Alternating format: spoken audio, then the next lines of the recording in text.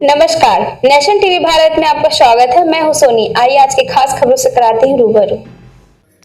मुजफ्फरपुर शहर के सदर अस्पताल रोड स्थित संघ भवन में रविवार की देर शाम बिहार राज्य अराजपत्रित कर्मचारी महासंघ यानी कि गोपकोट की जिला इकाई द्वारा एक दिवसीय जिला स्तरीय कन्वेंशन का आयोजन किया गया। इस कन्वेंशन में जिले भर के विभिन्न सरकारी विभाग से आए सैकड़ों कर्मचारियों ने हिस्सा लिया और सरकार की कर्मचारी विरोधी नीतियों के खिलाफ जोरदार आवाज बुलंद की। पुरानी पेंशन और अस्थायी नियुक्ति मुख्य मुद्दा। कन्वेंशन को संबोधित करते हुए वक्ताओं ने केंद्र और राज्य सरकार पर कर्मचारियों के हितों की अनदेखी करने का आरोप लगाया। कर्मचारी नेताओं ने स्पष्ट किया कि नई पेंशन योजना यानी कि एनपीएस कर्मचारियों के भविष्य के साथ खिलवाड़ है। उन्होंने मांग की सरकार अविलंब पुरानी पेंशन योजना ओपीएस को बहाल करे। इसके अलावा विभागों में बढ़ रही आउटसोर्सिंग और ठेका प्रथा पर गहरा आक्रोश व्यक्त किया। नेताओं ने कहा कि आउटसोर्सिंग के माध्यम से कर्मचारियों का शोषण किया जा रहा है, जिसे किसी भी कीमत पर बर्दाश्त नहीं किया जाएगा। आज आप लोग बैठक कर रहे हैं। आज जिला महासंघ मुजफ्फरपुर में कन्वेंशन का आयोजन है। यह कन्वेंशन का आयोजन बिहार राज्य अराजपत्रित कर्मचारी महासंघ के राज्य कार्यकारिणी में लिए गए निर्णय के आलोक में है। यह मुख्य रूप से जो सरकार के द्वारा पिछले दरवाजे से कहा जाए कि 4 श्रम कोड को लागू करने का काम किया गया है, जिसके विरोध में है। इससे हम अपने कर्मचारियों, मजदूरों, किसानों के बीच में यह जागरूकता पैदा करने के लिए यह कन्वेंशन कर रहे हैं कि यह कर्मचारी के विरोध में ही नहीं, यह किसानों और श्रमिकों के विरोध में भी यह कानून लाया गया है। इसमें सर्वप्रथम जो हम अपनी मांगों को रख सकते हैं, जो हमारा संवैधानिक अधिकार है, उस अधिकार को कहीं ना कहीं सरकार इस कानून के माध्यम से छीनने का प्रयास कर रही है। पहले हम 14 दिन का नोटिस दे करके हड़ताल पर जा सकते थे, अपनी मांगों को रख सकते थे, लेकिन सरकार ने उसको 60 दिन की समय सीमा में बांधा है।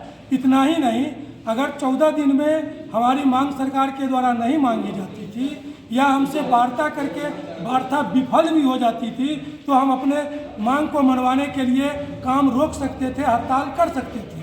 लेकिन आज ऐसा है कि 60 दिन के अंदर में अगर नियोक्ता बात कर ले, चाहे वह बात को माने अथवा न माने, तो फिर हम हड़ताल में नहीं जा सकते, हम काम को नहीं रोक सकते। उसके लिए फिर हमको नोटिस देना होगा और इस प्रक्रिया में हम कभी जो है सो अपनी मांग के लिए लड़ ही नहीं पाएंगे। यह जो है सो एक अघोषित रूप से सरकार इस कानून को लागू करना चाह रही है।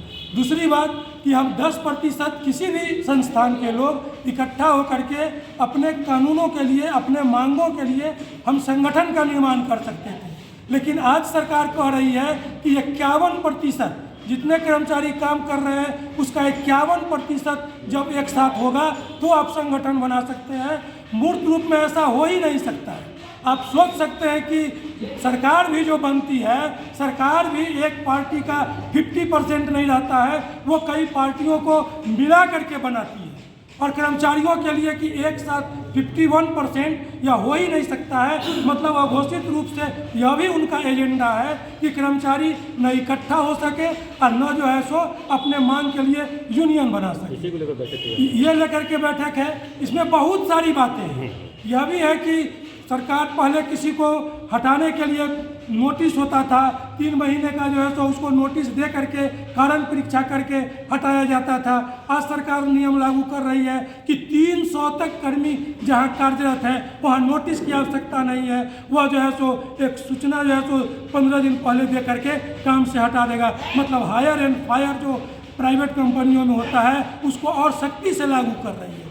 उसके लिए हम संघ के माध्यम से बात नहीं रख सकते हैं। उसके लिए वह एक अलग फैसिलेटर का जो है सो निर्माण करेगा, वो बात को सुनेगा, हटाएगा, रखेगा। इस तरह से कानून में तोड़ मरोड़ करके पेश किया जा रहा है। इन सब चीज़ों के विरोध में हम लोग आज ये कन्वेंशन कर रहे हैं। कन्वेंशन का उद्देश्य है निचले स्तर से लेकर के ऊपर तक के कर्मी, मजदूर, खेतिहर, किसान जो भी हैं, सभी को जो है सो इसके प्रति जागरूक करना।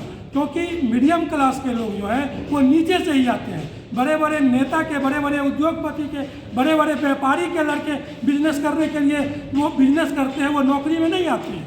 नौकरी करने के लिए मजदूर का बेटा, किसान का बेटा, खेती करने वाले लोग का बेटा, खेत में जो मजदूरी करते हैं उनका बेटा, सामान्य जो कर्मचारी है उनका बेटा यही नौकरी करने जाता है। और ये श्रम कानून इन्हीं पर ज़बरदस्ती थोपा जा रहा है। आप कह सकते हैं कि 90% आबादी को इस श्रम कानून से प्रभावित किया जा रहा है, मात्र मुट्ठी भर लोगों को सुविधा पहुंचाने के लिए। क्या परिचय होगा?